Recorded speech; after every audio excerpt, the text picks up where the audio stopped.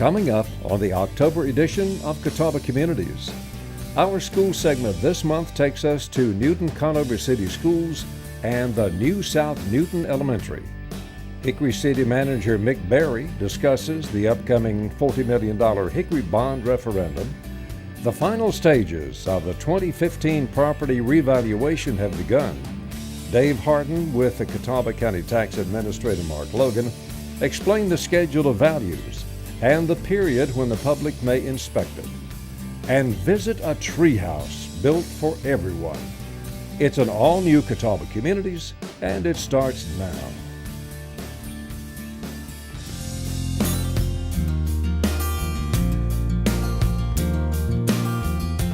Hickory City residents will have a decision to make come November. What I'm referring to is the $40 million Hickory bond referendum. And I am here with our city manager, Mick Berry, to discuss the details of the bond referendum. How are you doing? Great. Great. Thanks for having me. You're welcome. Tell our citizens about the bond referendum and the details about that. Okay, wonderful. You know, our area has been hit with economic transformation since 2000. We have lost over 45,000 jobs in the greater Hickory metro. And in conjunction with the job loss, we have also seen a loss of our population of people ages 20 to 44. Those are very disconcerting trends for our community. So Hickory City Council had a very inclusive and broad planning process. In fact, we asked and involved over 500 of our residents and community leaders to look at the trends and figure out, how do we move forward? How do we start growing jobs and population? That plan has resulted in 4 major initiatives that the voters November 4th will get an opportunity to vote on. The first is a new 278-acre business park known as Park 1764 that's being developed in conjunction City of Hickory and Catawba County. And we feel like that's a great opportunity for us to attract advanced manufacturing jobs. The second is to take better advantage of our great lake and river. You know, having a waterfront in a community is a great asset. And the City Council and the planning members of the bond initiative looked at the river and they said, wow, we could develop a river walk here that would really be a great regional amenity. It's the types of amenities that 20 to 44-year-olds look for when they're looking to relocate to a community, as well as business leaders. The third project is to continue the great growth that we are already seeing in our central business district. All of us, as we drive around Hickory, are so excited to see these great classic old buildings being redeveloped. I'm standing right here in front of the new headquarters of Transportation Insight, a company that already has a significant number of employees in Hickory, and with this new headquarters complex is going to significantly grow and add more. So one of the projects is to continue to do roadway and pedestrian improvements that will link the Salt Block and Lenore-Rhine through the downtown and create more opportunities for professional and headquarter jobs to be developed. The third project is to really look at all of the major thoroughfares throughout the city. Lenore-Rhine Boulevard, Highway 70, Highway 127, Springs Road, and to really upgrade those major transportation thoroughfares so that they're more attractive for business development. As Dana mentioned, Hickory City Council took historic action. On June 17th, they voted to authorize a bond referendum. So what that means is the residents of Hickory have the opportunity on November 4th to come out and vote on these projects.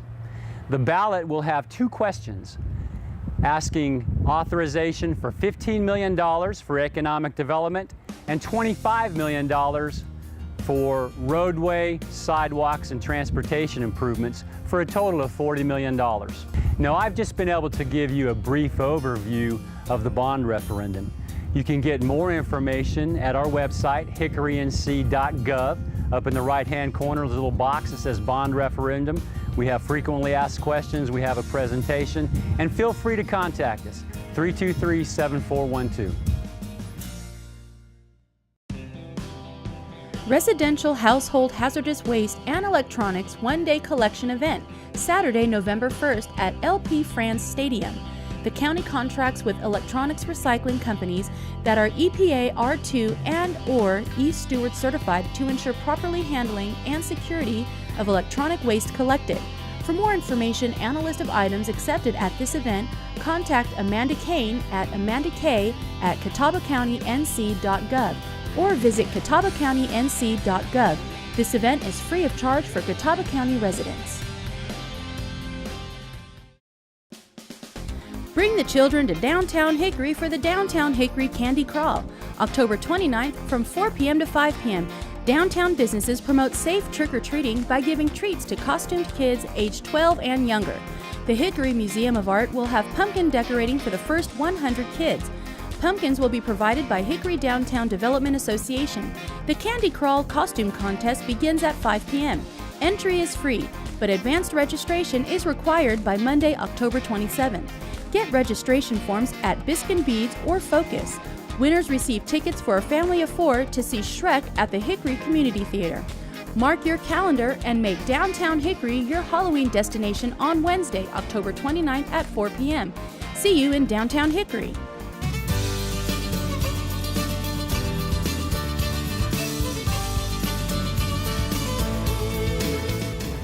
Hello, I am Betsy Rosenbaum, the Director of Exceptional Children and Communication Services in Newton-Conover City Schools. And today I'm in the brand new South Newton Elementary School here in Newton-Conover. I'm joined here with the principal of this new beautiful school, Miss Julie Stiers. And Julie, I know you're excited about your brand new school. Tell us about the history of how you got to this school. We are very excited to be here. We have been in 3 buildings in 3 years. It's been quite a challenge for our students and our staff. 2 years ago, we were at the old South Newton, a building that was built in 1956. Was built at that time, was an incredible building for that time period. But all of the doors open to the outside. It was just not a safe place for students in today's society. But they saw fit to provide us with a brand new building. So last year during that construction, we moved to the Thornton campus. And then in early August, we were able to begin moving into our new building, which is so exciting. It's a beautiful campus, beautiful building, and we're just blessed to be here. Julie, I agree with you. The construction here is just amazing. Tell us about that safety piece. I know as a principal, you're always thinking about your students first. Why do you feel safer in your new building? Well, for one, we're all under one roof. At the old building, there were 3 different buildings. Everybody had to go outside to go anywhere. So here, we're all under the same roof. We have hallways, which is an exciting thing. You would think, so much is taken for granted, but we do have hallways now that we can walk down and make sure that the students are safe inside. We do have an entranceway where everybody is forced to come into the office. They then check in through our computer automated system to make sure that there are no, that they're supposed to be here, that their parents and that they're on the students' records to be here in our building. And then once they are here, they receive their name tag and then can go wherever they've are welcome in the school. I remember on August 24th when we opened this new building, we talked about some of the highlights of this new facility. Tell us about some of the exciting rooms or maybe places in the building that are new and different to you. All right, well, the classrooms are large. They're much larger than what we were used to, so the students have a lot of room to collaborate and do the things that make them 21st century learners. Our art room is gorgeous. I just can't wait for you all to see the art room. The Gymma Cafetorium is the gymnasium and the cafeteria where the wall is removable, can be moved, and it becomes an auditorium. We do have a stage. It seats up to 850 people, so we're really excited about that. At the old building, of course, we had to set up chairs anytime we had any kind of event for parents or the community, so we're excited to be able to offer things here in our Gymma Cafetorium. Julie, you are our Newton-Conover City School Principal of the Year, and with that honor comes a great distinguishment between you and other administrators, and one of the things that makes you so special is your vision for your school and your students. Tell us about the new things you're going to put in place as you go forward in this new building and as you lead us and your students into the next decade. It is extremely important that students all gain at least 1 year's academic growth. So we have a lot of things in place to intervene for those students who are behind. We have some things in place to enrich students who are on grade level or who are working above grade level. So that's one thing. And so we've implemented what we call IM time, intervene, maintain, and enrich, so that we differentiate to meet students' needs wherever they are. We're also implementing the Leader in Me, and we're excited about offering the students the leadership opportunities, not only in their classroom, but around the school as well. Wonderful. Well, Julie has a great program here, and she's doing amazing things with her students and her staff. We know that this building is just the beginning of the foundation of the many things that she will do that will help these students to be successful in the years to come. If you want to know more about Newton Conover City Schools, you can find more information at our website at www.nccs.k12.nc.us. And there are also some other websites that you will find useful information about our school system. www.nccscurriculum.org is also another place to check out the happenings in our system. Thank you, Ms. Dyer, so much for sharing information about your school, and we wish you the best of luck as you start a brand new school year. Thank you. Warm up, cool down, or get in some practice at the new pump track at Jacob Fork Park in Newton. The new track is a complimentary track to the Woodland Loop Trail, a 2.5-mile outdoor trail for mountain bikers, trail runners, and hikers. The Catawba Valley Heritage Alliance completed in early July Phase 2 of the Bike Park Master Plan, which was the construction of the pump track. The pump track is also kid-friendly.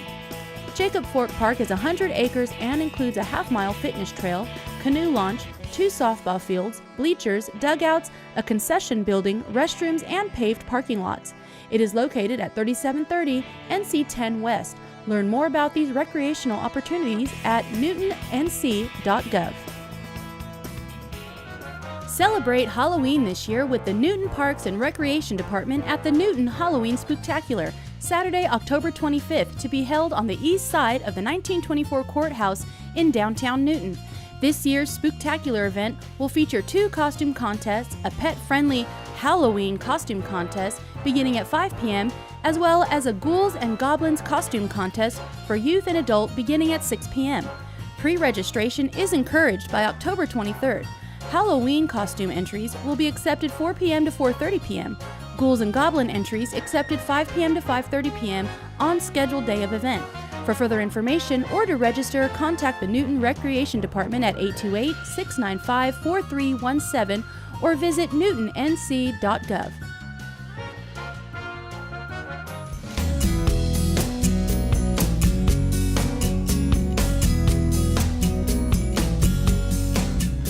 We are here at the Zara Baker All Children's Playground, and it is not just a playground anymore. We have a new addition, and it is this tree house that is right behind me, and it was dedicated a few months ago, and we are going to be talking to Mayor Wright and Steve Aaron, who's with the Kiwanis Club. And I have Mac McLeod right here with me, who's the director of the Parks and Recreation program at the City of Hickory. And we are going to be back to talk to Mac briefly, but first, let's go talk to Mayor Wright and Steve Aaron all about this dedication. Well, Dana, what I'm really pleased about is that this is such a suitable commemoration of Zara's life. I believe that there have already been people who have made decisions while they were here about doing something about some abuse in a child's life. And I really like the highly diverse group of people and children that we see playing here. It's really has brought people together. It's become kind of a meeting place. It's iconic. And my grandchildren, when they visit, like they did this weekend, they say, I want to go to that park. They say the park with the squiggly slide.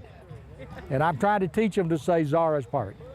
This has been a joint collaborative effort of the Kiwanis clubs in Catawba County, the citizens of Hickory and the surrounding communities, the City Council, the Parks and Recreation Department and Commission, and of course, this is kind of the final phase of this great project we started 3 years ago.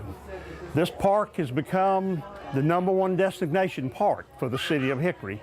And I think one of the really contributing factors is that it is all handicaps accessible. Any child can come here and play and interact with the playground. And you know, for that we are so thankful. You know, it's been a very rewarding thing, and for me, the most rewarding thing that I've ever participated in my 28 years with Kiwanis. I am here with Mac McLeod, the director of our Parks and Recreation Department at the City of Hickory. Thank you, Mac, for being with us today. Thank you, Dana. Glad to be here. Good. I know we've got this great treehouse behind us, so tell us a little bit about the importance of the treehouse to this playground and to the City of Hickory. I tell you, Dana, the treehouse that we're standing here, I think it's a culmination of about a 3.5 year project. Back on February 14, 2011, we were over by the ball field announcing the fundraising campaign to build a playground. And I don't think anybody can imagine here, now here we are in 2014, what we have now. The treehouse, I think, was a vision of Mayor Wright's. It was he wanted a treehouse, an ADA accessible treehouse where kids in wheelchairs could go and have the same play experience as able-bodied kids.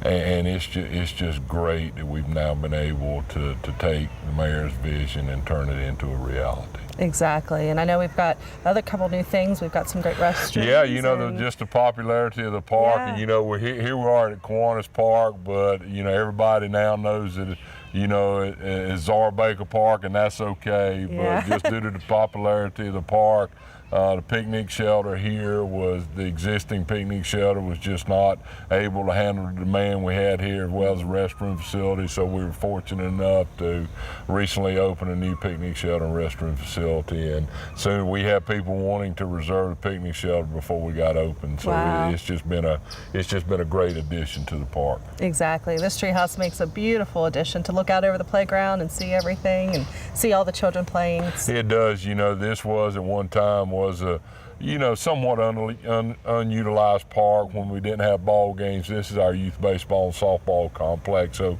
when we didn't have games, really wasn't that much use other than from the neighborhood. But now, very seldom do I ever come here where there's somebody not on the playground. Exactly, and I know they're coming from all over, not just Hickory. They're here. If you look out in the parking lot, one of the renovations we did was renovated and repaid the parking lot, created bus parking because we just have so many school groups come and use, and that's great. That's what it's here for. Exactly. Now, tell us again, where is this located? We're located at Kiwanis Park, 805 6th Street Southeast. The name of the park is Zara Baker All Children's Playground at Kiwanis Park. Wonderful. Well, thank you, Mac, and thank you for this great addition, all the work that your staff has done. Thank you, Dana. Appreciate you being here. Thank you.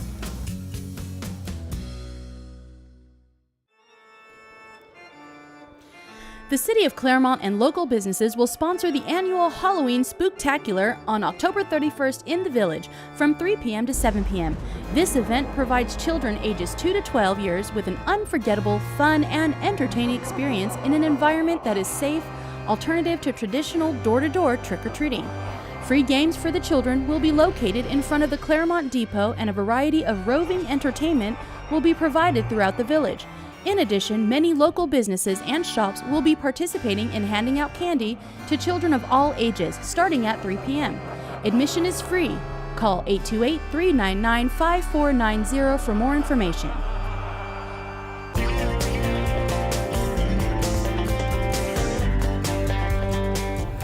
Hi, I'm Terry Byers with the Hickory Fire Department. October is Fire Safety Month, and it's a time of the year that we want to make sure that we're doing all kinds of things to be safe, because there's more of a potential that fires can happen in your home when you're trying to keep warm. So it's really important that we take care and take a few minutes to do that. One of the things that we want to do is make sure that we have a smoke alarm, especially one that's working. And today, to help me do that, we have Maybelline Hernandez. Maybelline and I are going to install a smoke alarm in someone's home here just to make sure that they're being safe. Again, it's really important that you've got one that works and that you know that it's working. Now, how you do that is really easy. There's a test button on here, and I'm going to push it so you get a chance to hear what it sounds like. When it starts making this noise, you want to make sure you're getting yourself out of the house.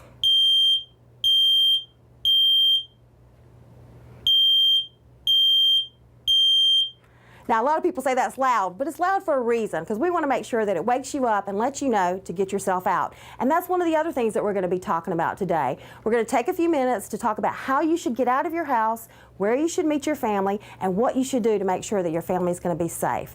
So first, let's go, and we're going to practice putting up this smoke alarm and show you what to do. A lot of local fire departments will be happy to install a smoke alarm for you. All you need to do is simply give them a call, set up an appointment, and they'll be happy to do this for free, which is really a very good savings. It's a nice program to have, but please contact them and set it up and make sure. Oh, and then we're of course going to test it for you too. Even if you have smoke alarms that are already installed and you want to make sure that they're working, we'll do that for you too. We also have a case of this example where you have electrical alarm and we've added the battery one right beside it, because if electricity goes out, it's probably not going to be working. So it's real important that you've got one that's electrical with a battery backup is ideal, but if you don't, just make sure you install a battery one as well. And like I said, don't forget, contact your local fire department like the Hickory Fire Department. We'll be more than happy to come out and install one for you for free. Not only we would do smoke alarms in our case, a lot of times the departments will do carbon monoxide alarms too.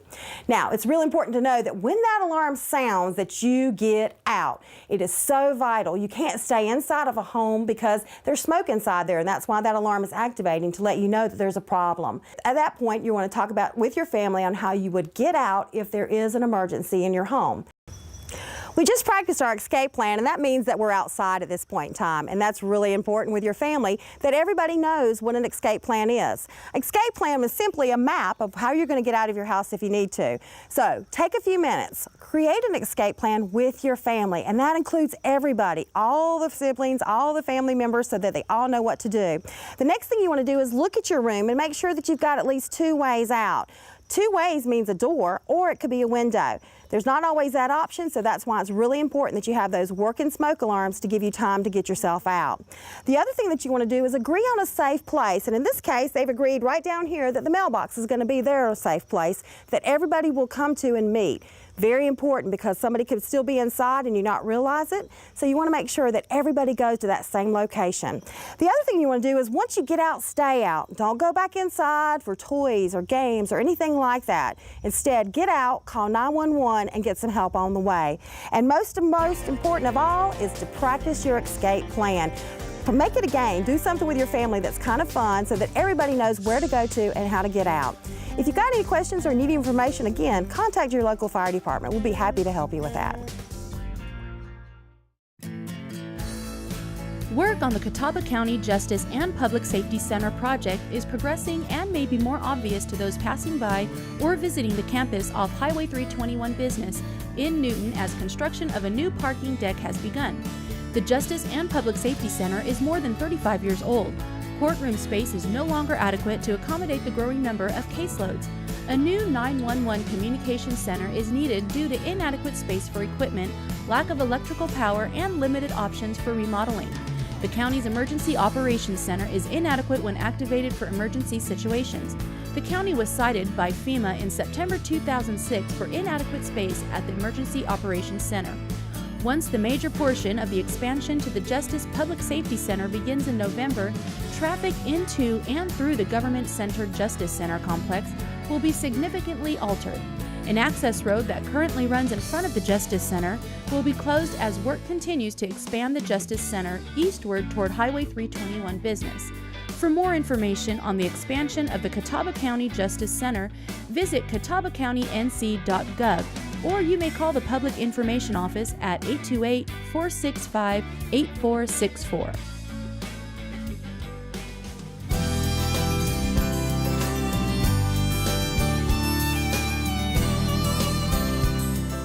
In North Carolina, all counties are required to revalue property every 8 years. In Catawba County, it happens a little more often, every 4 years. And the next revaluation will put new property values in place as of January 1st, 2015. That process has been going on, but it's entered into an important new phase with the discussion and the opening of what's called the Schedule of Values. I'm pleased that Mark Logan, who is Catawba County's tax administrator, has joined us. Mark, first of all, tell us what revaluation is and what it's designed to do. Well, Dave, revaluations are basically trying to create a more equitable tax base. There are basically 3 classes of property. There's personal property, there is public utility property, and then there's real estate. Now those first two are valued at 100% of market value every year, but only real estate is valued at 100% in the year of a countywide revaluation. And so the more frequently you have the revaluation, the more you get all three types of properties in line with one another and equalize or make the tax burden more equitable among all the types of property owners that are out there in the county. Now, you gave a presentation to the Board of Commissioners not too long ago in which you talked about this having been a process over several years. How do you and your staff arrive at new values? Well, you're right. It's about a 2.5-year process, although it's really an ongoing process between the revaluation cycles, because we continue to collect data day in and day out, year after year, such as the building permit information, the sales that are continually happening and being recorded over at the Register of Deeds. We're also sending out verification letters. Matter of fact, you may recall last spring we sent out to all property owners in Catawba County what we call a verification of the attributes of your property that we have on file in our office. And that gave the taxpayers an opportunity to, say, do we have everything right, like the number of bedrooms, number of baths, and things of that nature, so that we can make sure that we are appraising your property with the most accurate information as possible. So it's also, we're sending out surveys as far as income and expense statements for businesses that rent their properties. We want to look at those income streams, the types of properties that generate revenue based on rental income that can be capitalized and cause the value to be determined based upon what they're renting for and the vacancies and different things of that nature. One thing I think it's important to point out, there is, first of all, entirely a staff of the county involved in this. It's not outsourced. But secondly, the county staff is not deciding what the value is. The market is, correct? Excellent point. That is very true. It's the buyers and sellers that are exchanging properties in the county that are actually determining the value. The county staff, we have a staff of 7 appraisers that are working on the county revaluation, and they are not the ones that are determining the values. It's what actually takes place in the marketplace between the buyers and the sellers that are actually determining the value. A key part in all of this is just sort of begun in the last month, and that is as the schedule of values comes into play. That's an appraisal manual of sorts that is used to determine individual values. And it was presented to the Board of Commissioners in September. And then there's a sort of a schedule of events from that. Tell me about that schedule, the schedule of values. Well, that's true, Dave. Basically, like I say, we presented the schedule, which you can see right here in front of us. That is basically a fairly voluminous appraisal manual, as you alluded to there, that basically tells the standards and the processes that we go through and take into consideration when we're valuing the properties. So, it's looking at, the type of quality grades, the construction cost, different depreciation schedules, income, land rates, and different things of that nature that all go in to make up the schedule of values. That has been presented to the county commissioners and will lie open for public inspection in the assessor's office here at the Government Center in Newton on the corner of Radio Station Road and Highway 321. And you can come and look at it and ask any questions that you may have regard to it. And then on October 20th, the county commissioners will on October 6th, they will have a public hearing first, in which the citizens will have an opportunity to make any comments to the board with regards to the schedule of values. And then on October 20th is the proposed formal adoption by the county commissioners of the schedule of values. And then after that, there is basically a 30-day time frame that starts on October 21st through November 19th, in which citizens would have an opportunity, if they so desire, to appeal the schedule of values to the Property Tax Commission in Raleigh. No matter when in the month of October you happen to be watching this segment, it's anticipated that the schedule of values will still be open for public review. A public hearing was scheduled for October 6th, and it was anticipated that the Board of Commissioners would adopt the schedule of values on October 20th. And if that schedule held, then the schedule of values would be open in the tax assessor's office in the government center in Newton through November 19th. Then following that, there's a whole other part of the revaluation process. Mark, I believe you and your staff anticipate that individual property owners will get notices early December. Is that correct? That's correct. We're looking around the first week in December of 2014. So if that schedule holds, then that starts a whole new part of the process with appeal opportunities for citizens. If they want to dispute the new value, they can either talk with staff here individually, or they can schedule a meeting with the Board of Equalization and Review. That will be during the early part of 2015. So we'll bring you another segment of Catawba Communities on that a little bit later on when those events are a little closer. For now, if you'd like to know more about revaluation, there is an entire FAQ, frequently asked questions, about revaluation that's available at www.catawbacountync.gov/tax.